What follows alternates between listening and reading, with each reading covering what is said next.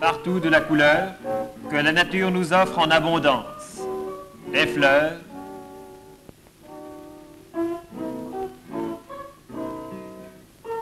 et au milieu des fleurs, des papillons qui leur ressemblent et qui s'élèvent dans le soleil éclatant pour prendre leur vol nuptial.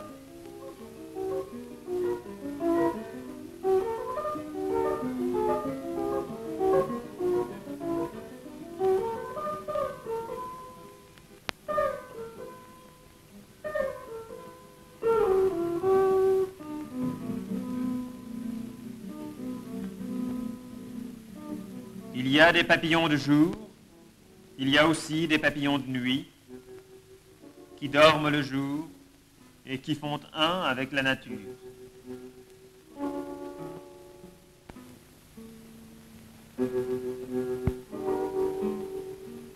L'ombre et la lumière jouent capricieusement avec leurs coloris. N'y touchons pas, ils font le mort. Feuilles mortes au milieu des autres.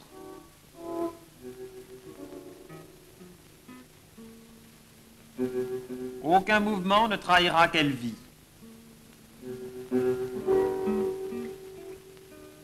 Effrayez-les, des yeux sinistres jaillissent mystérieusement.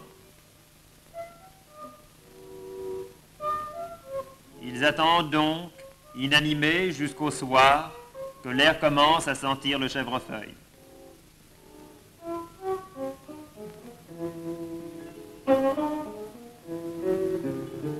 Les sens énigmatiques de leurs enseignes sensibles surprennent mille vapeurs dans la nuit. Quelque part, une femelle attend, qui ne peut pas voler, dépourvue d'elle à sa naissance. Mais d'elle émanent des vapeurs qui frapperont les sens aigus du mâle et le conduiront au long de sa route.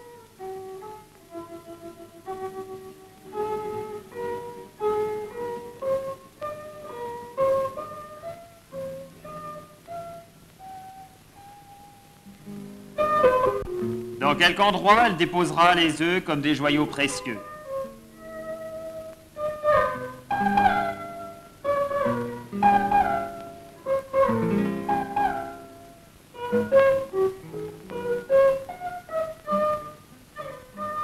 Des œufs de papillons qui ressemblent à des perles.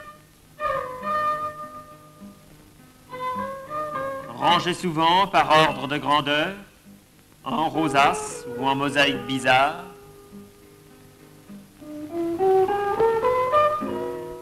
Les œufs sont déposés à l'endroit précis où les nouveau-nés trouveront tout à l'heure une abondance de nourriture. Les papillons eux-mêmes, au cours de leur vie, n'auront pas besoin de ces plantes.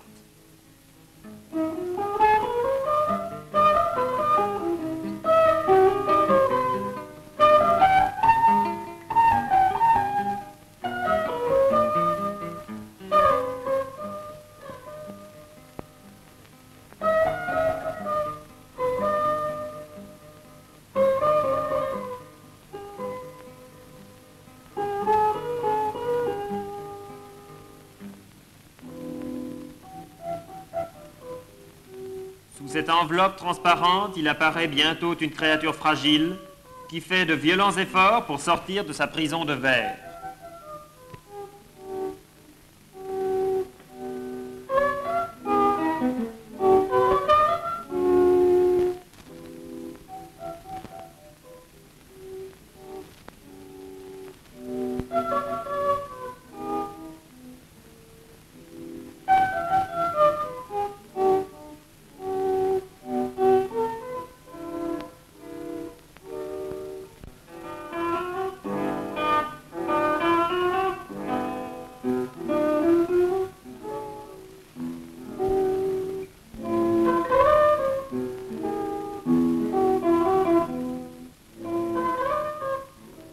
La chenille est née.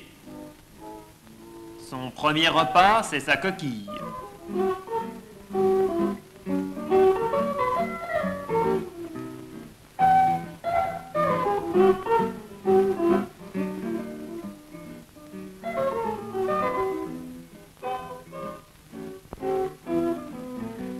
Ces êtres chétifs restent encore un moment ensemble. Puis ils entament leur longue et solitaire existence de chenilles. Chenilles et papillons, un monde les sépare.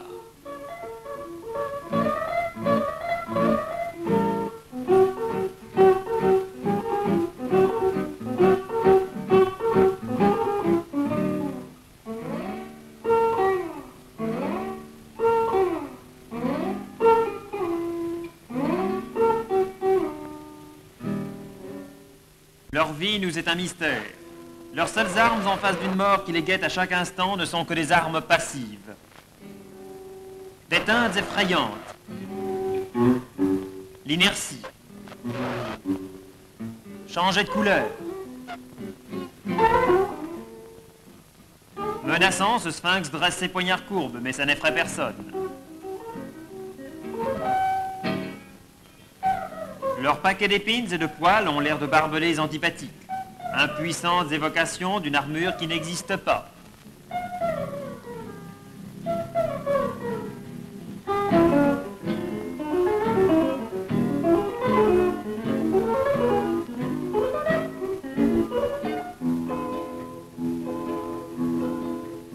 Leur allure fascine comme celle du sphinx.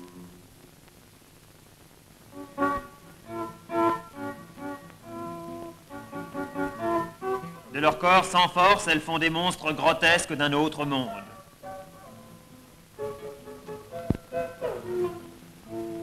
Formes qui font peur, avec des yeux terrifiants de colère.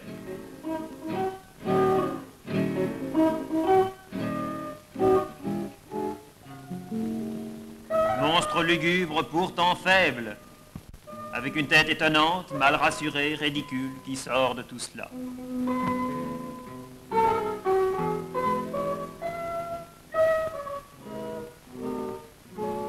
Elles supportent parfois leur vie et leur destin en commun dans un réseau de fils enroulés.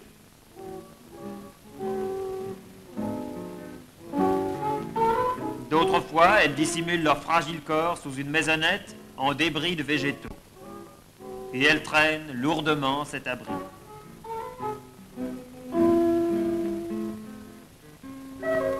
Elles se plongent même dans un élément tout à fait étranger, l'eau, où elles s'enterrent dans le sol dont elles ne sortent que la nuit. Elles passent quelquefois leur existence obscure dans leur salle à manger, que ce soit à l'écorce d'un arbre ou l'espace étroit des deux faces d'une feuille.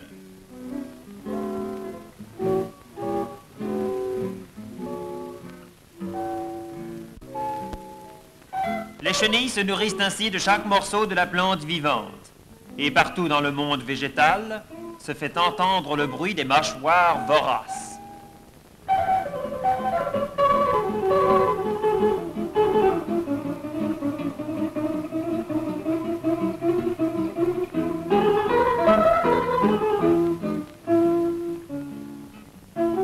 Cette voracité détruirait la verdure de la terre si le splendide mécanisme de la nature n'y mettait un terme.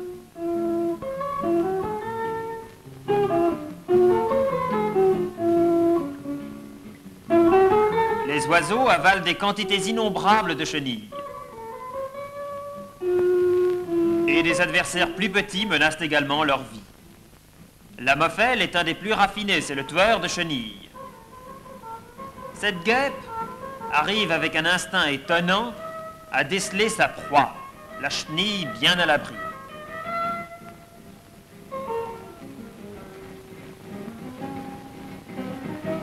Elle est beaucoup plus grosse et bien plus forte. Le combat semble inégal.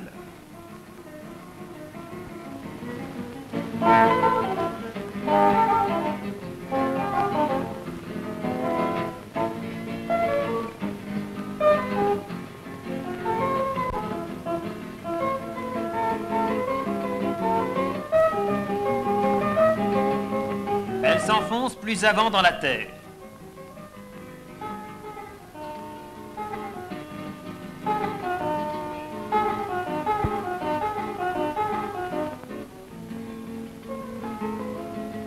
Mais leste et rapide comme l'éclair, l'insecte parvient à atteindre son pesant adversaire.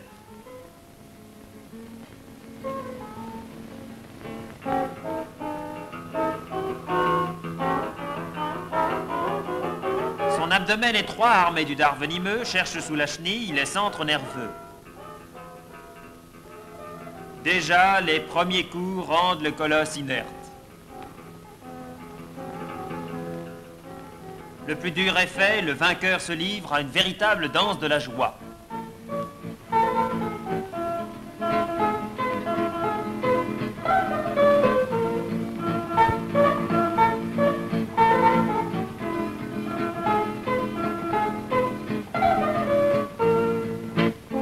Mais le but véritable n'est pas encore atteint. La chenille ne possède pas de réseau nerveux central. Il y a autant de ganglions que d'anneaux. Chacun de ces anneaux sera paralysé successivement. La victime n'est plus rien, insensible. Seul le cœur bat et le sang coule normalement. La chenille servira ainsi de nourriture en conserve aux larves de la guêpe.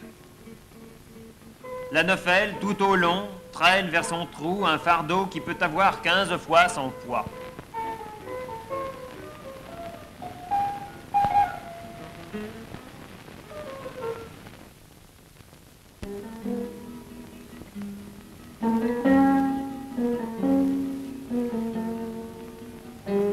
L'ennemi est même d'une taille plus réduite encore, et plus sournois et plus nombreux.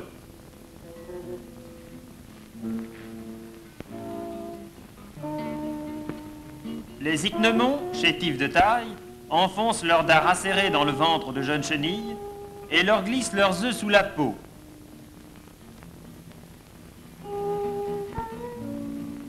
Les chenilles continuent à manger, en bonne santé apparemment, mais les larves de guêpes grossissent aussi dans leur corps.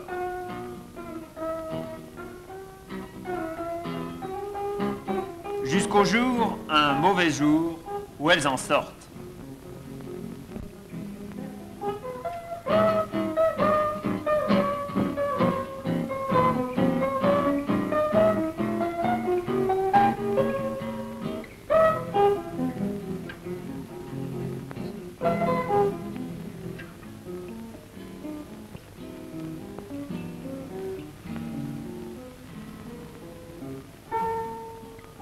Les chenilles grandissent rapidement.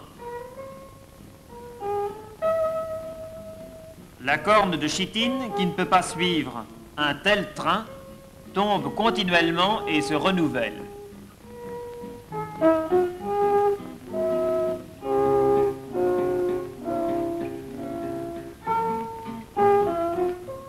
Après une dernière mue, la chenille s'agite.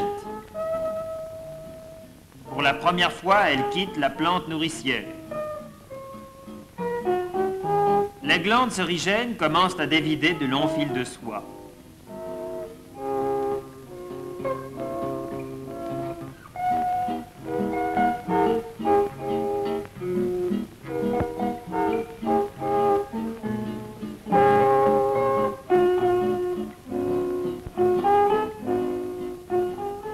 Elles filent un cocon souple mais solide.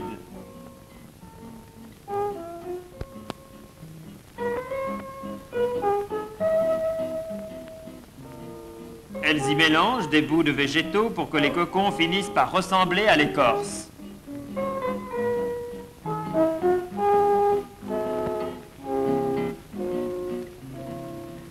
D'autres s'enterrent avec confiance dans le sol.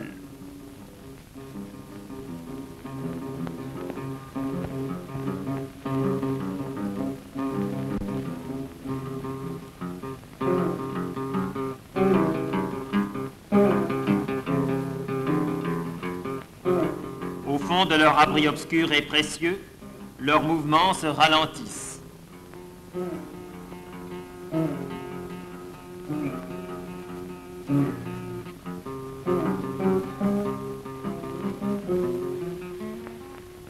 Au bout de quelques jours, leur peau s'est durcie comme celle d'une poupée brillante.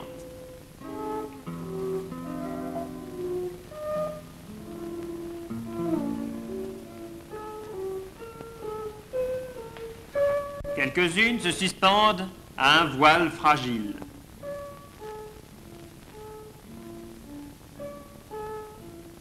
La peau de la chenille éclate et la poupée s'en défait. Quelques efforts violents la libéreront de cette peau vide.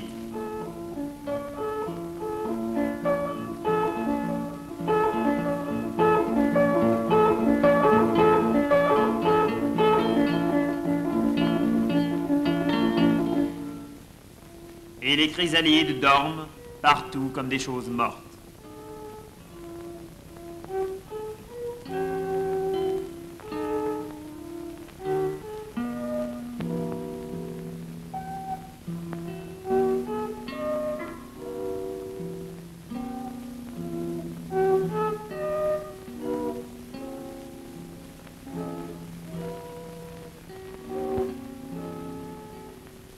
Elles ne sont mortes qu'en apparence. Sous l'enveloppe épaisse, une merveille se prépare.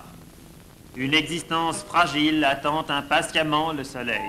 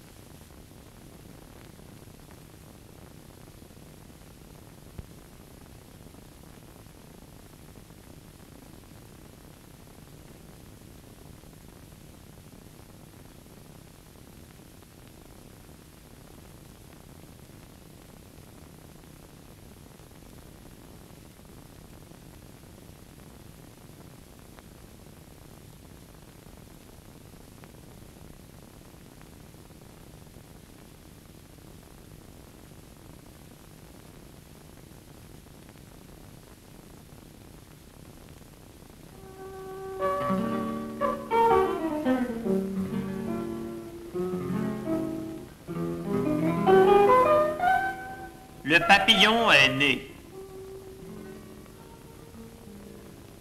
La sève monte dans les appendices de son corps. Les ailes colorées se détendent.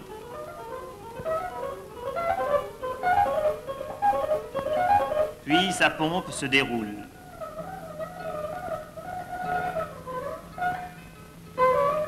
Quelque temps après, ses ailes sont assurées. Il a pour lui maintenant un monde plein de couleurs et de parfums.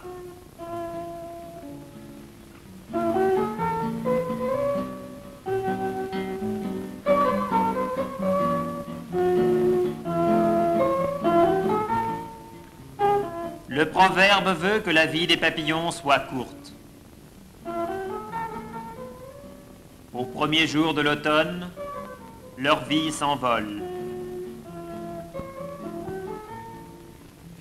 Le vent emporte leur corps avec les feuilles mortes.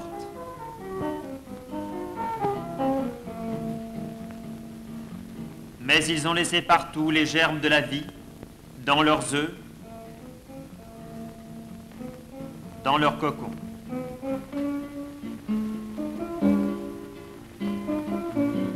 Et même près du sol, un citron pend comme une feuille morte. C'est là qu'il hivernera. Tandis que celui-là dort tranquillement sous le toit d'une habitation. Dehors, c'est l'hiver long et sombre. La neige, le givre, passe sur le citron.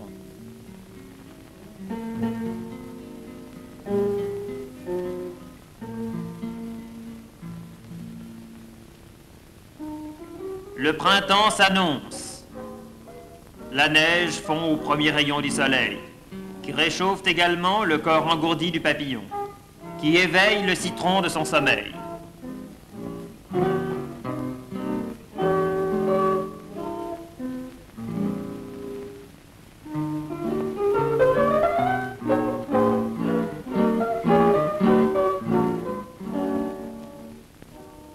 Les premières fleurs de l'année s'ouvrent, chatons pleins d'un nectar recherché.